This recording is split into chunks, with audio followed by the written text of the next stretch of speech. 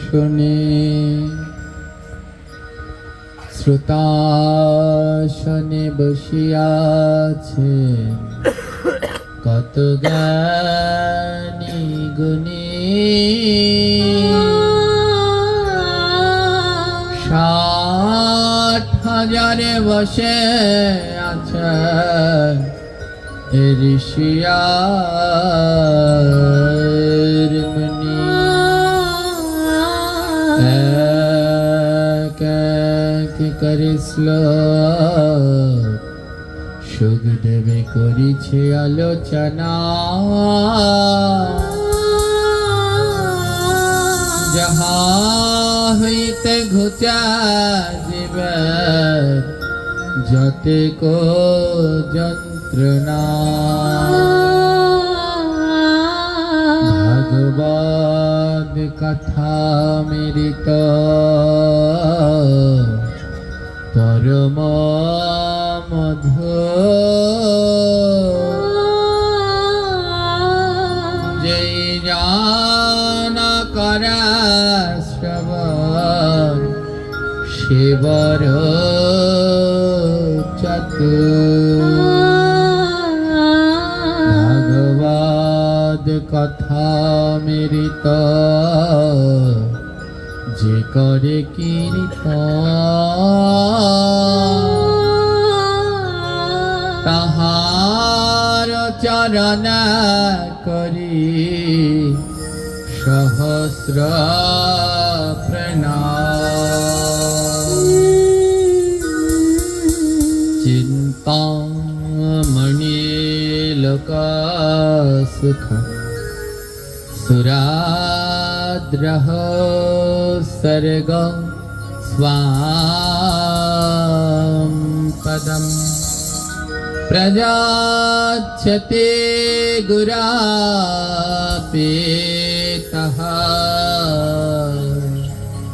বৈকুণ্ঠম জগু দুর্লভম।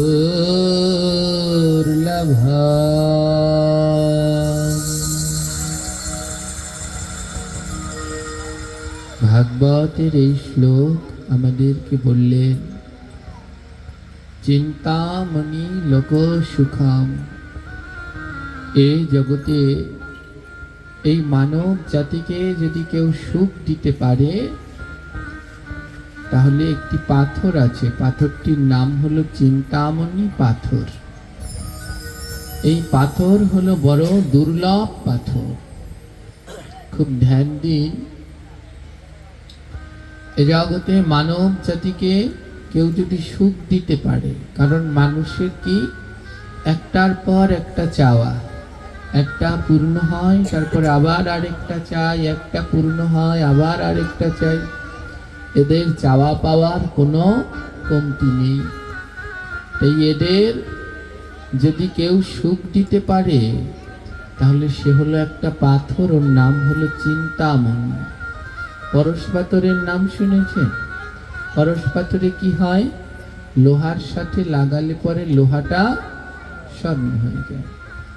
আর চিন্তামণি পাথরটা হলো আরো দুর্লভ, এটা আর লোহার কাছে যেতে হয় না। চিন্তামণি পাথরটা কেউ যদি বুকে নিয়ে চিন্তা করে, এমন এক দুর্লভ পাথর। চিন্তামণি পাথর বুকের কাছে নিয়ে চিন্তা করছে আমার 10 কেজি স্বর্ণ লাগবে, সঙ্গে সঙ্গে 10 কেজি স্বর্ণ হাজির। এই হলো চিন্তামণি পাথর। তাই বলল এত চাওয়া পাওয়া এ যদি কেউ পূর্ণ করতে পারে তাহলে সে হলো চিন্তামণি পাথর। এর কাছে যে যা চায় তাই পায়। এ ধন সম্পদ টাকা অর্থ বৈভব দিতে পারে, কিন্তু গোবিন্দকে দিতে পারে না। তাই বলল এ জগতে যারা এই জড়জাগতিক চাওয়া পাওয়া তাদের কাছে টাকা পয়সাই হলো সব। তাই বলল যারা টাকা পয়সা চায়, জড়জাগতিক চাওয়া পাওয়া যাদের আছে তাদের ইচ্ছা পূর্ণ করতে পারে চিন্তামণি পাথর। তাই বললেন চিন্তামণি লোক সুখম সুরাদ্রাহ স্বর্গ সম্পদম।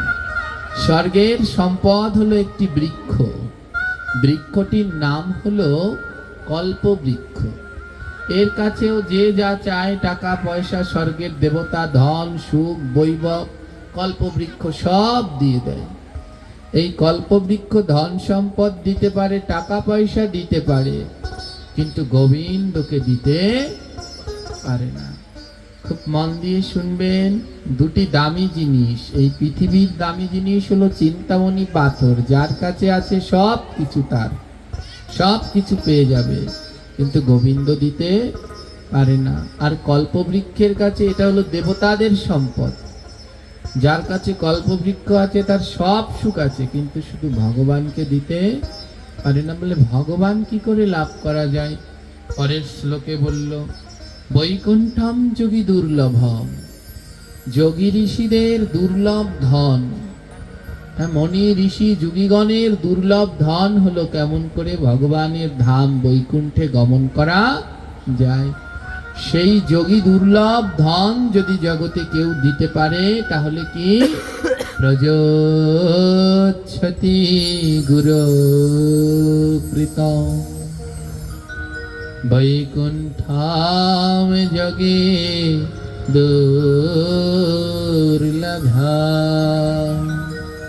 বলে এ জগতে কেউ যদি সেই মুনি ঋষি যোগী পুরুষদের দুর্লভ ধন, সেই বৈকুণ্ঠ কেউ যদি দিতে পারে, তাহলে সেটা হলো প্রযোচ্ছতি গুরুপ্রীত, গুরুর সেবা, গুরুর যত্ন, গুরুর একনিষ্ঠ ভজন, যা তোমাকে সেই বৈকুণ্ঠের যোগী দুর্লভ ধন দিতে পারেন।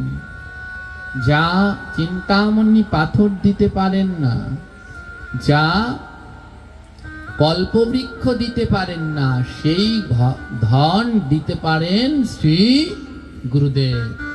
এর জন্য গুরুর প্রণাম মন্ত্রের মধ্যে রয়েছে গুরুর ব্রহ্মা গুরুর বিষ্ণু গুরুর্দেব মহেশ্বর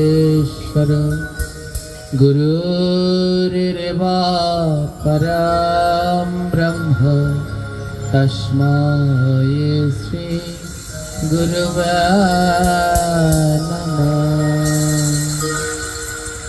এখানে কি বললেন? গুরুর ব্রহ্মা, গুরুর বিষ্ণু। আমরা সচরাচর কি বলি?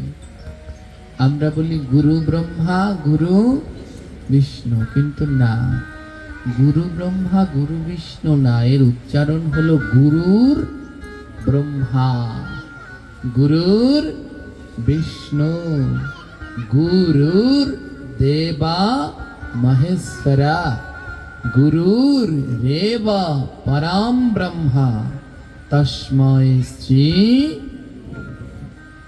গুরু ব্রহ্মা না, গুরু বিষ্ণু না, গুরু শিব না, গুরুর সম্পদ হলেন ব্রহ্মা, গুরুর, গুরু বিষ্ণু নয়। অনেকে আছে না, বললে গুরু স্বয়ং বিষ্ণু, তাহলে গুরুর চরণে কেন তুলসী পাতা দেব না? এই অনেকে গুরুদেবের চরণে তুলসী পাতা দেয়। এগুলো মহা মহা মহা অপরাধ, মহাপাপ। গুরু কোনোদিন সাক্ষাৎ বিষ্ণু নয়, শ্রী বিষ্ণুরই অংশ। জীবের নিস্তার লাগি নন্দ সুত হরি, ভুবনে প্রকাশন গুরুরূপ ধরি।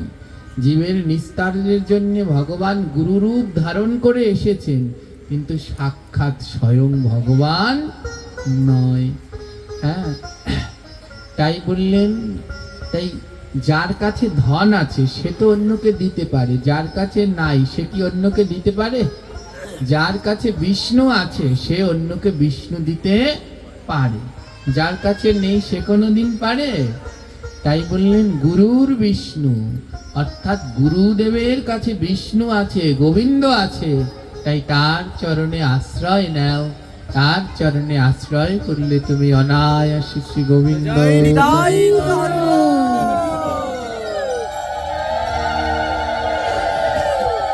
অনায়াসে শ্রী গুরু গোবিন্দ চরণ লাভ করতে পারবে। এই শ্রী গুরু চরণে আশ্রয় গ্রহণ করো।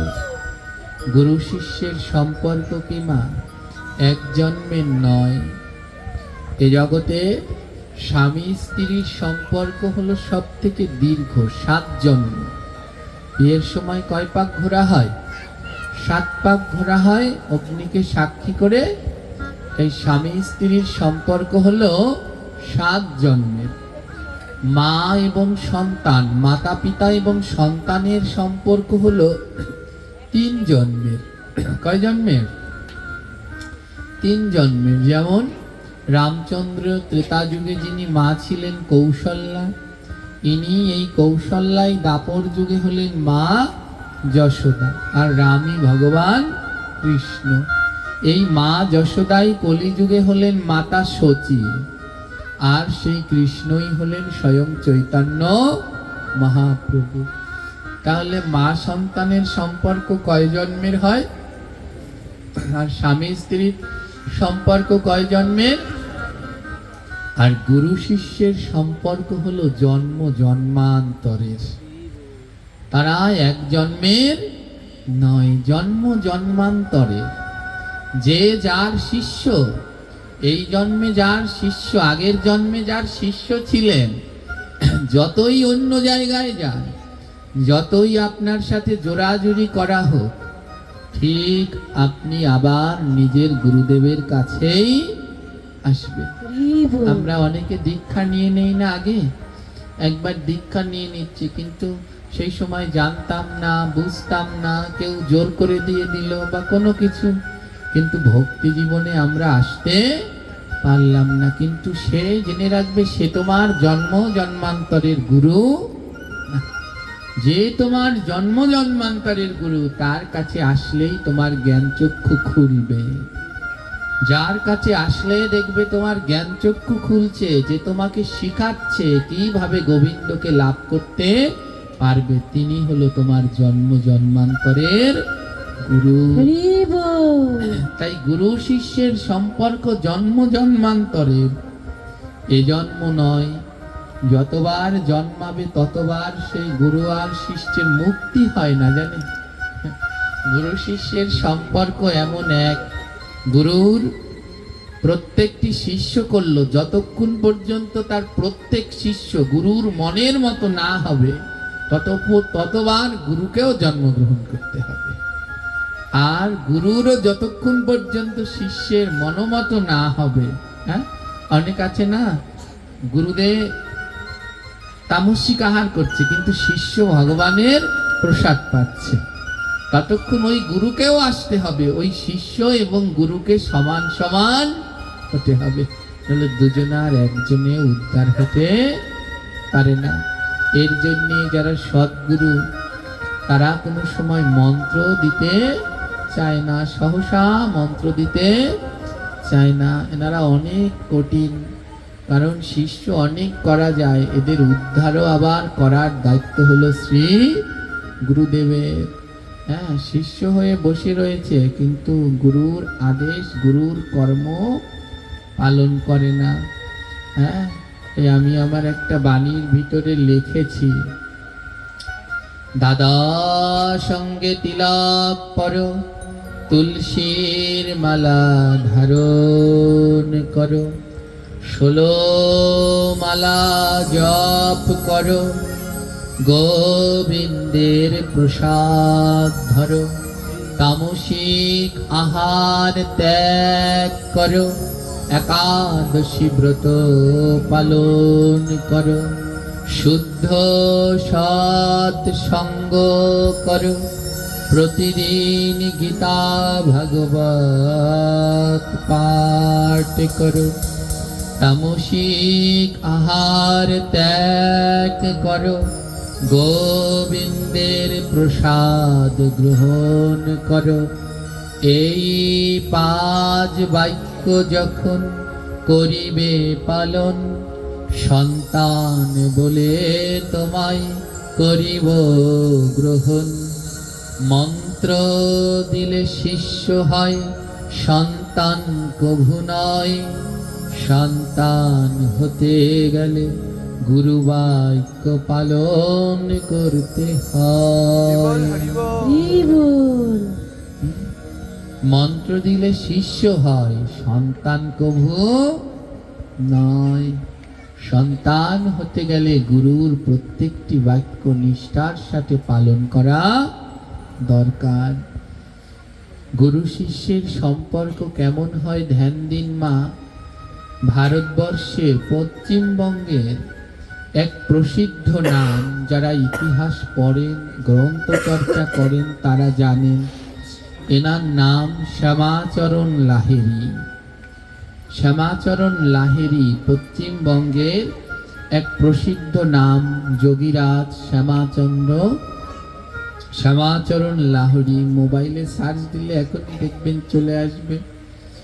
এই শ্যামাচরণ লাহিড়ী ছিলেন ভারতবর্ষের যতজন মেধাবী ছিলেন তাদের মধ্যে একজন, এবং শুধু মেধাবী নয়, প্রচুর মেধাবী। তৎসময়ে ইংরেজ সরকারদের শাসন, ইংরেজরা চাইতেন না কিছুতেই বাঙালিদের পড়াশুনো ভালো হোক, জ্ঞান বুদ্ধি বাড়ুক, তারা কোনো সময় চাইতেন না।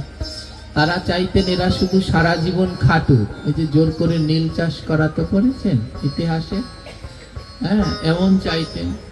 তো তাদের মধ্যেও এত সেই সময় বাঙালিদের উপরে তাদের দমন পীড়ন, কিন্তু সেই ইংরেজরা শ্যামাচরণ লাহিড়ীর মেধা দেখে মুগ্ধ হয়েছিলেন।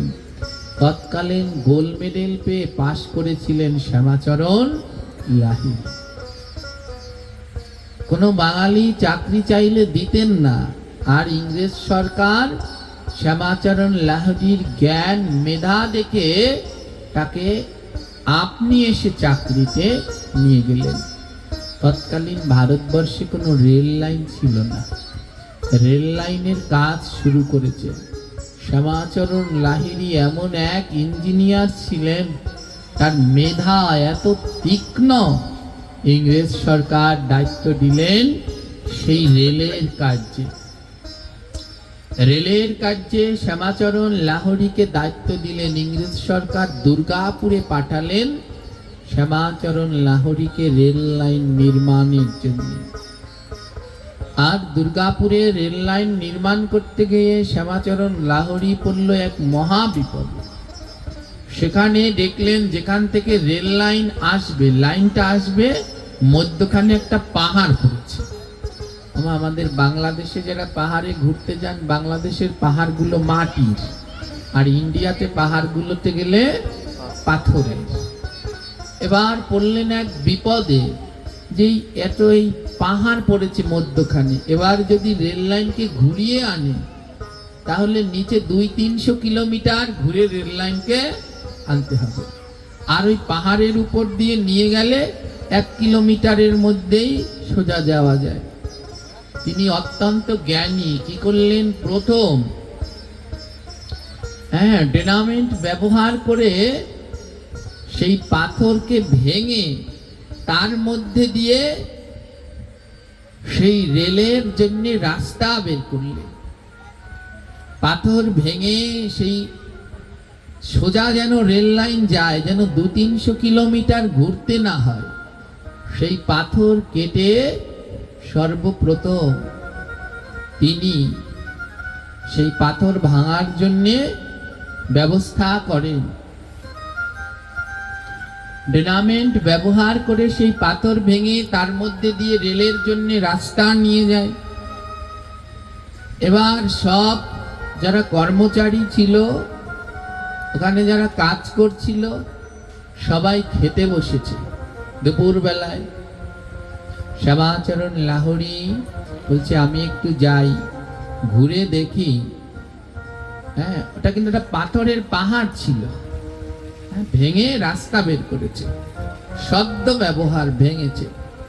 বলছেন যাই আমি রাস্তাটাকে একটু দেখি ঘুরে ফিরে। তো রাস্তাটার ভিতর দিয়ে অন্ধকার, গভীর অন্ধকার, পাথরের মধ্যে পাহাড় কেটে মধ্যখান দিয়ে রাস্তা নিয়েছে। এবার যখন ঢুকেছেন ভিতরে, যেই ঢুকেছেন অন্ধকার, ছোট টর্চ লাইট নিয়ে ভিতরে ঢুকলেন, একা, কেউ নেই সাথে। হঠাৎ এক গুরু গম্ভীর আওয়াজ শুনতে পেল, কে যেন তাকে ডাকছে, শ্যামাচরণ, ও শ্যামাচরণ। অবাক হয়ে গেলেন, পিছন ফিরে তাকালেন, তাকিয়ে দেখে কেউ নেই। আবার ডাকছে, শ্যামাচরণ, এদিকে আয়। দৌড়ে বাইরে চলে গেলেন। মনে মনে ভাবলেন, শ্রমিকদের মধ্যে কেউ কি পাথরের গুহার মধ্যে পড়ে গেল? সব শ্রমিকদের গণনা করে দেখলেন, না, যাদেরকে নিয়ে এসেছে সবাই ঠিক আছে, কেউ হারিয়ে যায়নি, কেউ হারিয়ে যায়নি। শ্যামাচরণ লাহোরী আবার সেই ছোট্ট টর্চ লাইট নিয়ে ঢুকলেন একা একা।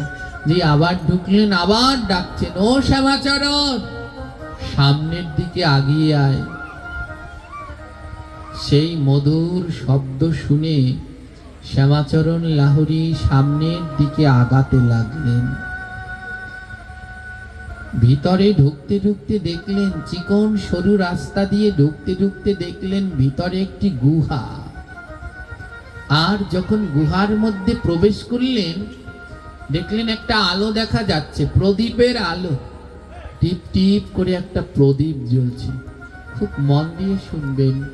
শ্যামাচরণ লাহোরী অবাক হয়ে গেলেন, কি আশ্চর্য, এই গুহ তো সবেমাত্র খনন করা হলো, সবেমাত্র এটাকে কাটা হলো, এর মধ্যে দিয়ে প্রদীপের আলো কোথা থেকে আসলো? শ্যামাচরণ লাহোরী সেই গুহার ভিতরে প্রবেশ করলেন।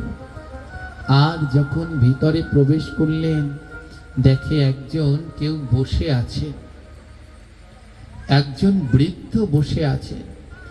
এত বৃদ্ধ, তাকে দেখে মনে হচ্ছে শত শত বছরের পুরানো, বয়স্ক তিনি। এক বৃদ্ধ প্রদীপ জ্বালিয়ে সেই গুহার মধ্যে বসে আছে। সেই বৃদ্ধের গায়ের পোশাক জরাজীর্ণ হয়ে গেছে, কিন্তু বড় আশ্চর্য, সেই বৃদ্ধের সামনে একটি আসন পাতা, একটা আসন পাতা রয়েছে। সেই আসনটি পরিষ্কার পরিচ্ছন্ন একটা আসন পাতা। আসনের সামনে একটি জপমালার থলি ঝুলছে। আসনের সামনে একটি জপমালার থলি ঝুলছে। অপলক দৃষ্টিতে শ্যামাচরণ লাহোরী দেখতে লাগলেন সেই বৃদ্ধকে। আর মনে মনে ভাবলেন, এর ভিতরে ইনি কি করে আসলেন? শ্যামাচরণ লাহোরী জিজ্ঞেস করলেন, আপনি কে? এই পাথরের পাহাড় তো সবেমাত্র ভাঙা হলো, আপনি এর মধ্যে ঢুকলেন কি করে? আর আপনাকে দেখে মনে হচ্ছে আপনার অনেক বয়স, আপনি এখানে বসে কি করছেন? আপনি যে আসনটিতে বসে আছেন দেখে মনে হচ্ছে শত বছরের পুরানো, কেউ ঝাড় দেয়নি।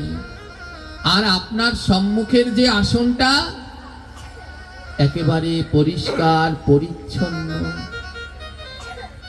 কে আপনি? আর আপনার সম্মুখে কে বসে? কার জন্য আসন পেতে রেখেছে? সেই বৃদ্ধ লোক উত্তর দিল, আমার দিকে আগা, সামনে আমার দিকে আগা। শ্যামাচরণ লাহোরী সামনের দিকে আগিয়ে গেলেন। সেই বৃদ্ধ বললেন, বস, এখানে বস বাবা। শ্যামাচরণ লাহোরী বসলেন। সেই বৃদ্ধ তার ডান হাত শ্যামাচরণ লাহোরীর মাথায় দিলেন। যেই না তার ডান হাত শ্যামাচরণ লাহোরীর মাথায় দিলেন, সঙ্গে সঙ্গে শ্যামাচরণ লাহোরীর পূর্ব স্মৃতি মনে পড়ে গেল। আর শ্যামাচরণ লাহোরীর যখন পূর্ব স্মৃতি মনে পড়লেন, তিনি দেখলেন এই বৃদ্ধ আর অন্য কেউ নয়, এই বৃদ্ধ তার শ্রী গুরুদেব।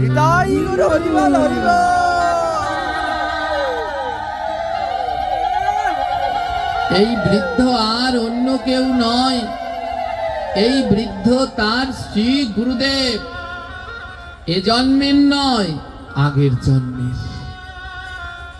আগের জন্মের গুরু শিষ্য দুজনে ধ্যান করবার জন্যে, নিরালায় ভজন করবার জন্যে ওই পাহাড়ের গুহার মধ্যে প্রবেশ করেছিল।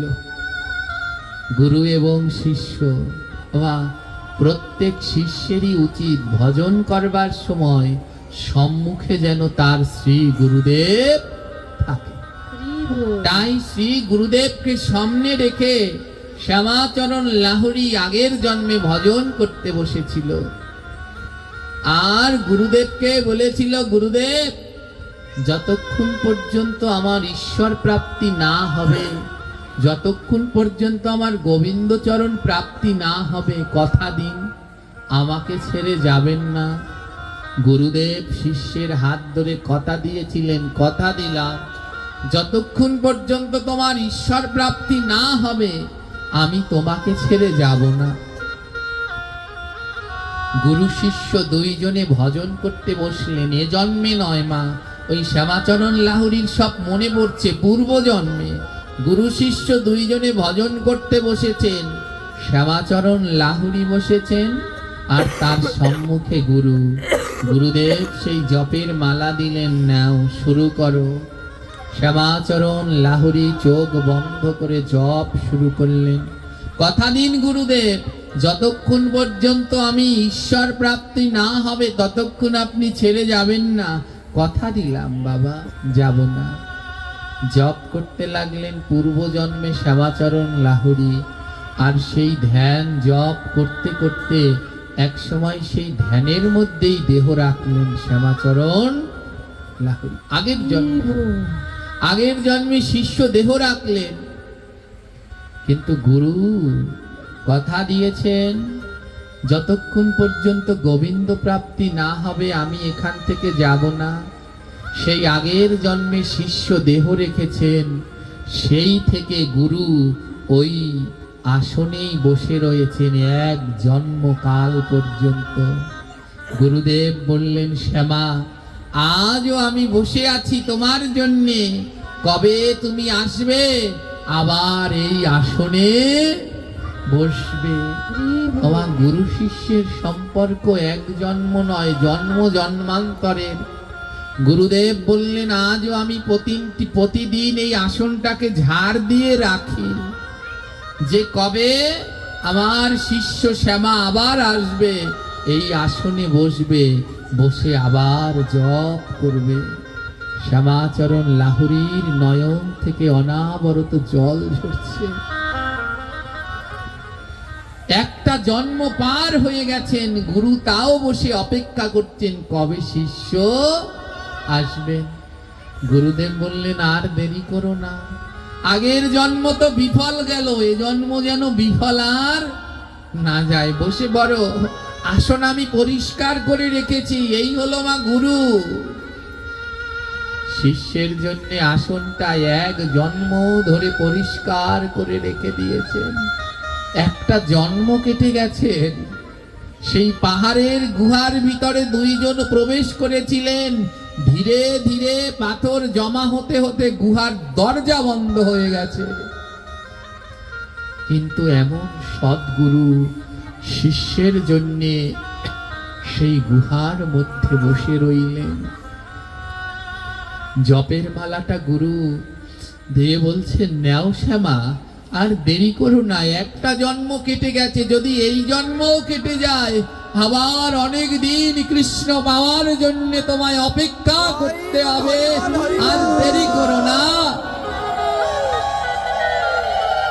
বসে পড়ো।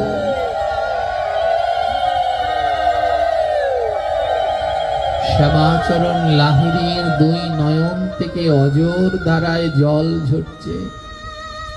শ্যামাচরণ লাহিড়ী বললেন, গুরুদেব, আমার আরেকটু কাজ বাকি আছে, যদি একটুখানি সময় দিতেন। শ্যামাচরণ লাহিড়ী ফিরে গেলেন ইংরেজ সরকারদের কাছে।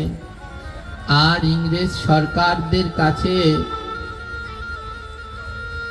গিয়ে দরখাস্ত দিলেন, আমি আর চাকরি করব না। ইংরেজ সরকারদের কাছে গিয়ে দরখাস্ত লিখে দিলেন, আমি আর এ চাকরি করব না। ইংরেজ সরকার বলল, কেন? আপনার কি বেতন কম হচ্ছে? আপনার এত বেতন দেয়া হচ্ছে, কেন আপনি চাকরি করবেন না? আপনি কি এর থেকে কোনো বেশি বেতনে চাকরি পেয়েছেন? ইংরেজ সরকার জিজ্ঞেস করলো, আপনি যে নতুন চাকরি পেয়েছেন সেই চাকরির নাম কি? আমাদের চাকরি ছেড়ে দিয়ে আপনি কোথায় যাবেন? কোন নতুন চাকরি করবেন? সেই নতুন চাকরির নাম কি?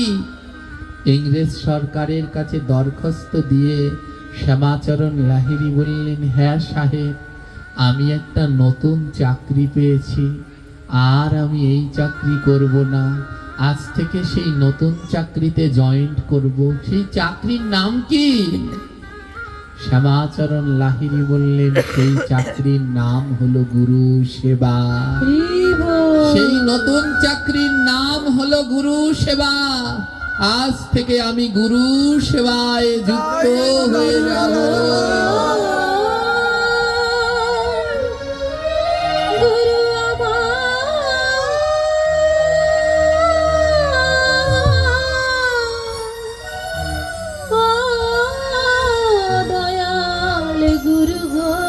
হরি বল, হরি বল। গুরু গো, গুরু শ্যামাচরণ লাহিড়ী সাহেবদের বললেন, আজ থেকে আবার নতুন চাকরির নাম হলো গুরু সেবা। চাকরি ছেড়ে দিয়ে ফিরে আসলেন শ্রী গুরুর কাছে, বসে পড়লেন সেই আসনে। নাও বসে পড়ো, আর দেরি করো না। হে কৃষ্ণ ভক্তগণ, এ জগতে প্রত্যেক সদ্গুরুর কর্তব্য এই ধন, পুত্র, পরিজন, টাকা পয়সা, এ সামান্য দিনের, এগুলো সব মায়া। আপনি যদি থাকেন এ সংসারে তাও এগুলো চলবে, আর যদি না থাকেন তাও এগুলো চলবে। এ সংসার আপনার বেশিক্ষণ মনে রাখবে না। এ বড় অনিত্য সংসার। হরি বল। এ বলো অনিত্য সংসার।